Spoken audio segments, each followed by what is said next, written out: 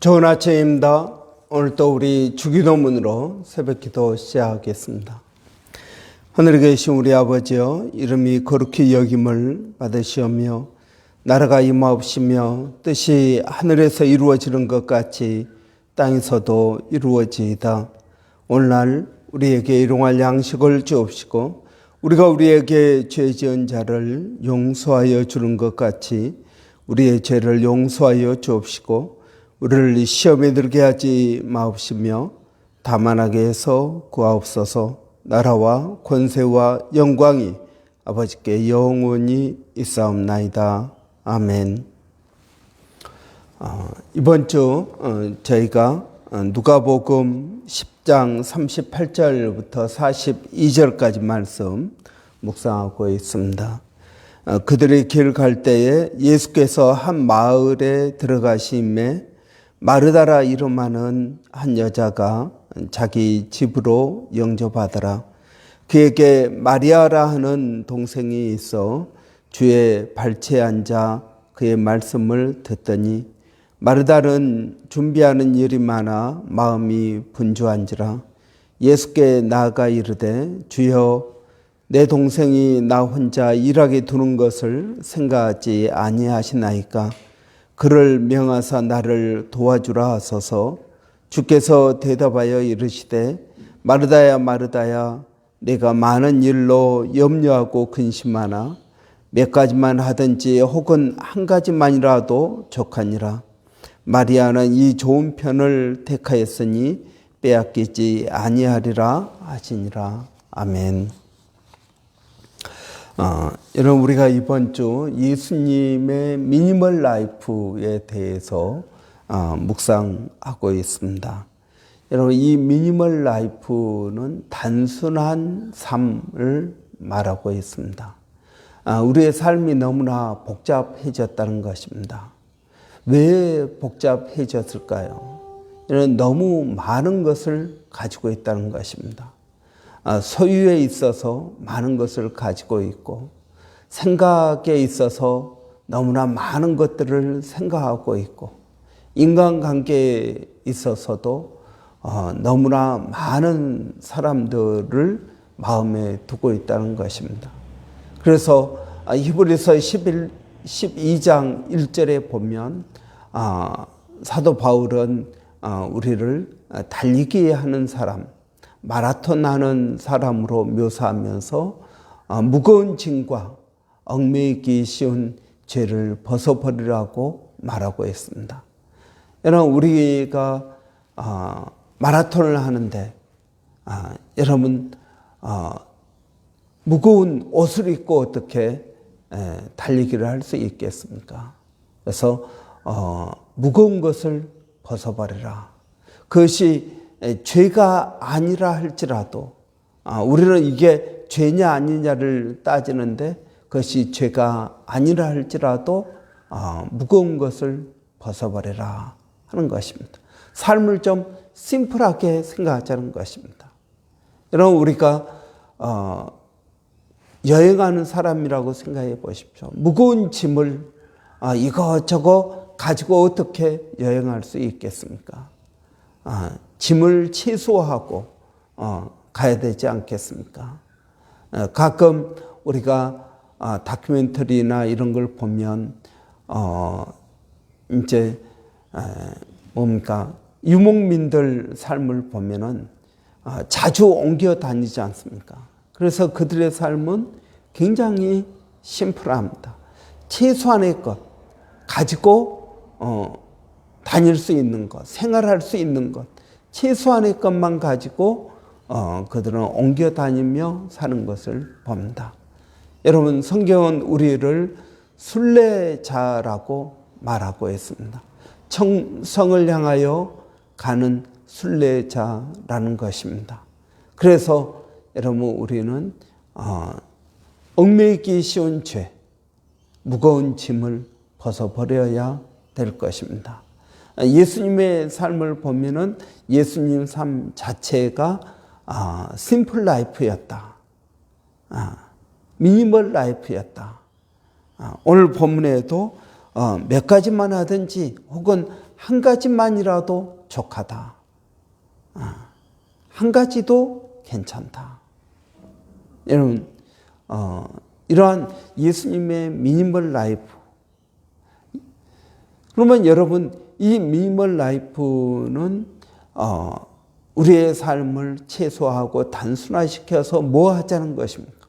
본질에 충실하자는 것입니다. 여러분, 본질에 충실한 삶이 미니멀 라이프입니다. 심플 라이프입니다. 생각하는 것이 많으면 본질을 놓치게 되는 것입니다. 여러분, 예수님께서 마르다의 집에 들어가셨습니다. 예수님께서 마르다의 집에 들어가신 것은 식사 대접을 잘 받기 위해서 가신 것이 아니라는 것입니다. 예수님께서 마르다의 집에 들어가신 것은 마르다와 같이 교제하고 그 가정을 축복하기 위해서입니다. 그런데 마르다는 어떻습니까? 예수님 접대하는데 혼자 이리 뛰고 저리 뛰고 분주한 것입니다. 그래서 예수님은 마르다에게 마르다야 마르다야 내가 많은 일로 염려하고 근심하고 있구나. 몇 가지만 하든지 혹은 한 가지만 해도 족하니라. 여러분, 우리의 삶이 이렇게 심플하고 단순한 삶이 되기를 원합니다.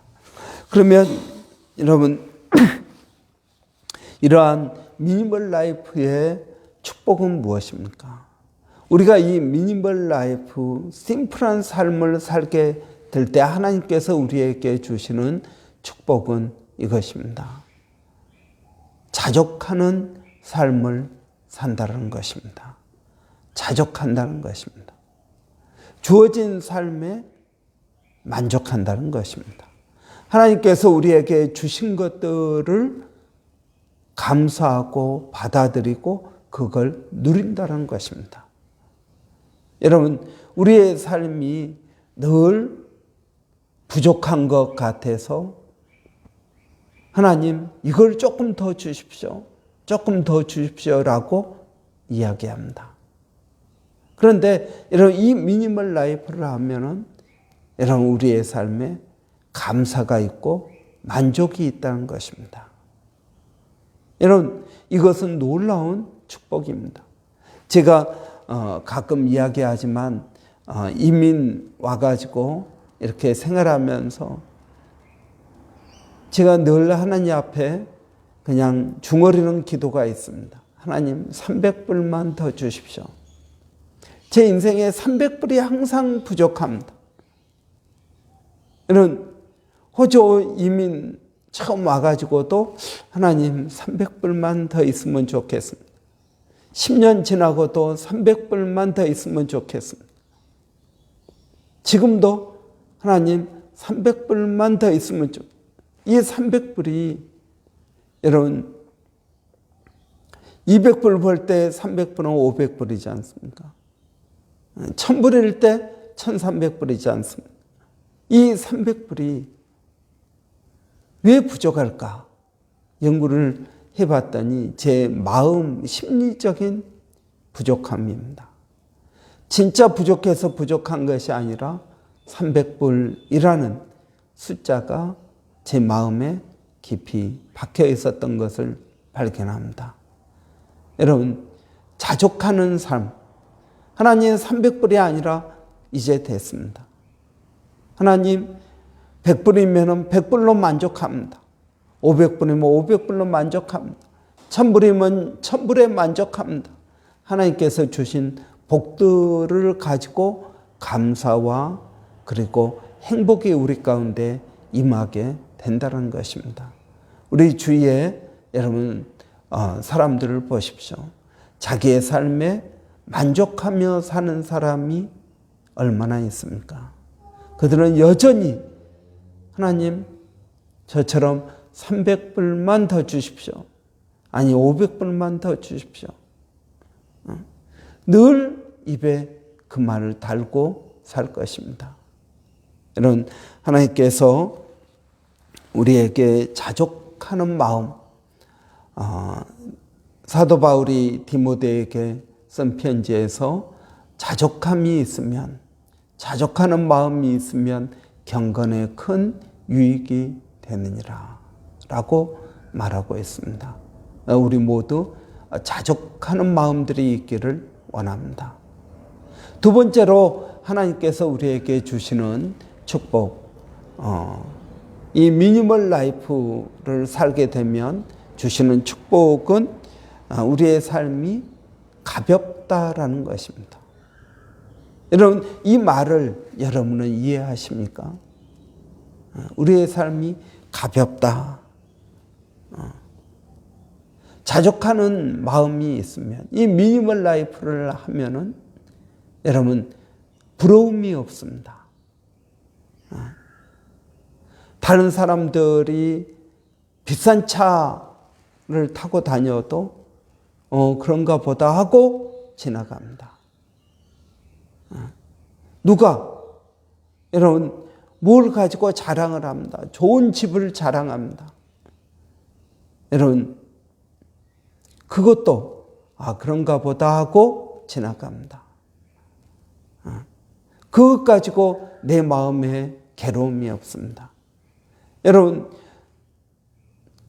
어떤 사람이 더 좋은 차를 타고 다닌다면 어떻겠습니까? 나는 상대적으로 열등감을 느끼거나 자존감이 낮아지거나 가난하다고 생각할지 모릅니다.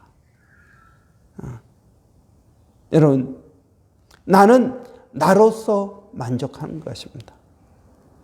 비싼 차, 좋은 차를 탄다고 더 행복한 것도 아닌 것입니다. 더 빨리 가는 것도 아닌 것입니다. 그냥 그 사람은 경제적인 여유가 있기 때문에 좋은 차를 타는 것이고, 나는 이 차로도 만족하고 감사하다. 그러고 여러분 타고 다니는 것입니다. 여러분, 삶이 가볍다라는 말을 여러분 이해하십니까? 저는 이번에 학술 탐사를 다니면서 이 미니멀 라이프를 깊이 묵상해 보았습니다. 여러분, 그러면서 제 삶을 가볍게 맞는, 그러면서 제 마음이 얼마나 가벼워졌는지 모릅니다.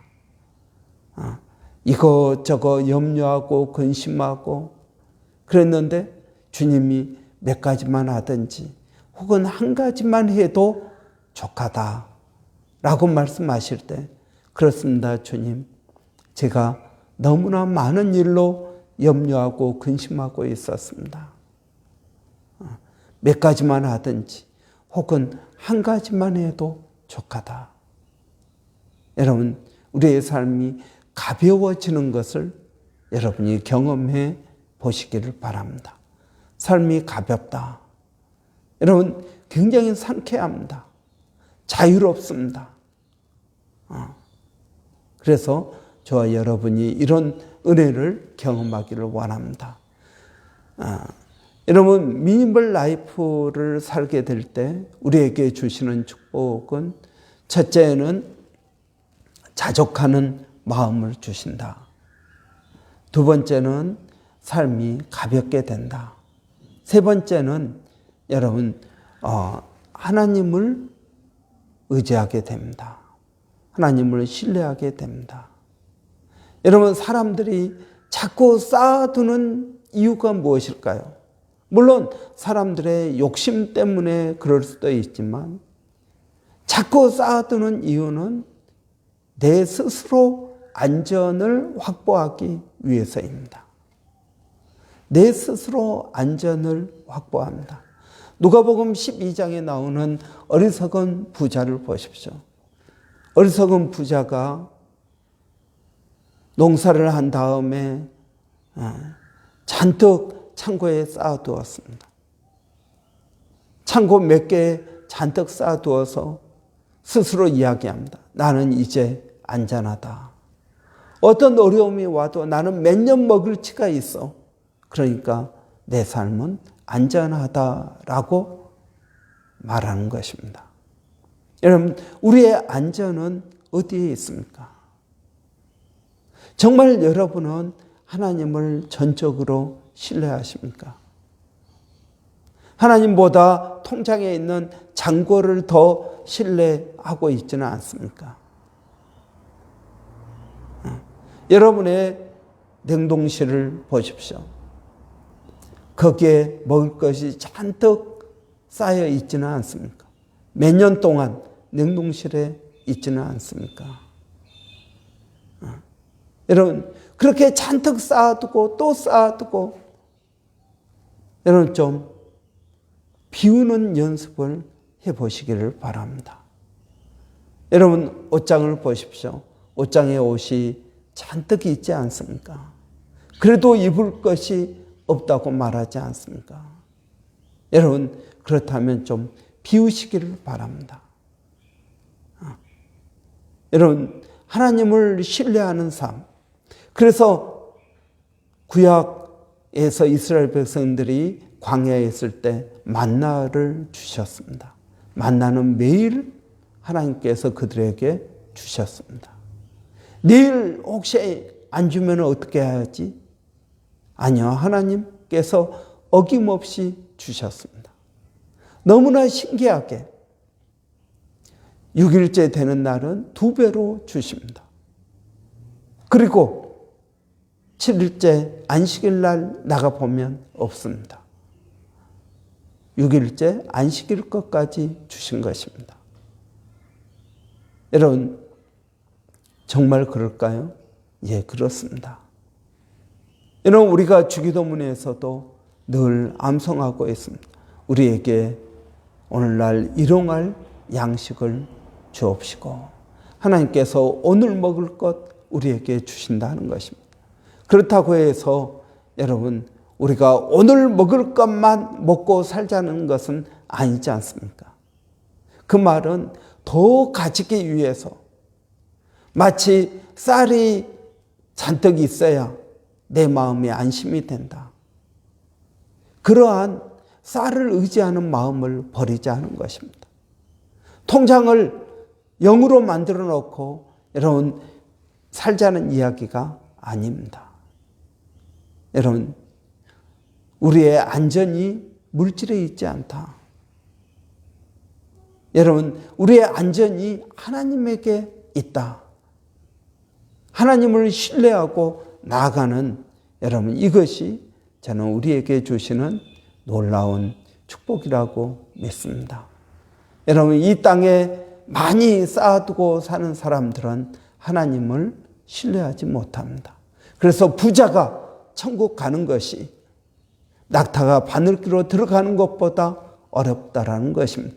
부자들은 자신들이 가지고 있는 물질을 의지합니다. 그러나 가난한 사람은 하나님을 의지하게 되는 것입니다. 여러분, 저는 하나님께서 우리에게 주시는 이 하나님의 공급에 절대적으로 신뢰하고 나아가는 그런 저와 여러분 되시기를 바랍니다. 본질에 집중하는 저와 여러분 되시기 바랍니다. 우리 한번 기도하겠습니다. 사랑하신 아버지 하나님, 은혜 주시니 감사합니다. 이번 한 주 동안 예수님의 미니멀 라이프를 보면서 우리 자신을 돌아보게 하시니 감사합니다. 아버지 하나님, 절제하는 삶, 본질에 집중하는 삶, 그리고 하나님께서 이러한 미니멀 라이프에 주시는 놀라운 은혜와 복을 경험하게 하여 주시니 감사합니다. 우리의 삶이 너무나 많은 것들로 염려하고 근심하고 있지는 않습니까? 아버지 하나님, 저희들에게 은혜를 더하여 주시어서 자족하는 마음이 있게 하여 주시고, 아버지 또 하나님을 온전히 신뢰하고 본질에 집중하는 마음을 갖게 하여 주시기를 원합니다. 우리의 삶이 가벼워지는 그러한 체험을 하게 하여 주시옵소서. 살아계신 아버지, 오늘도 하나님께서 우리에게 주시는 이 놀라운 은혜를 경험하게 하여 주시고 믿음으로 나갈 수 있도록 하나님 도와주시옵소서. 아버지, 이러한 미니멀 라이프가 우리 교회 모든 성도들의 삶의 모습일 뿐만 아니라 아버지, 우리 자녀들에게도 가르쳐지는 귀한 믿음의 교훈이 되게 하여 주시기를 원합니다. 이걸 통해서 우리가 세상과 구별된 하나님의 자녀라는 사실을 깨닫게 하여 주시기를 원합니다. 아버지 하나님, 오늘 또 우리 사랑하는 성도들 어디에 있든 무엇을 하든 일마다 때마다 하나님 함께하여 주시고 하나님 도와주시기를 원합니다. 아버지 하나님, 우리 자녀들을 건강하게 하여 주시고 아버지 또 지혜롭게 하여 주시기를 원합니다. 아버지 하나님, 그들이 가지고 있는 여러 가지 은사들을 깨닫게 하여 주시고 이 은사들을 잘 활용할 수 있도록 하나님 도와주시옵소서. 인생에 목적이 없어서 방황하는 심령들이 없게 하여 주시고 아버지 하나님, 그들이 믿음으로 살아갈 수 있도록 하나님 도와주시기를 원합니다.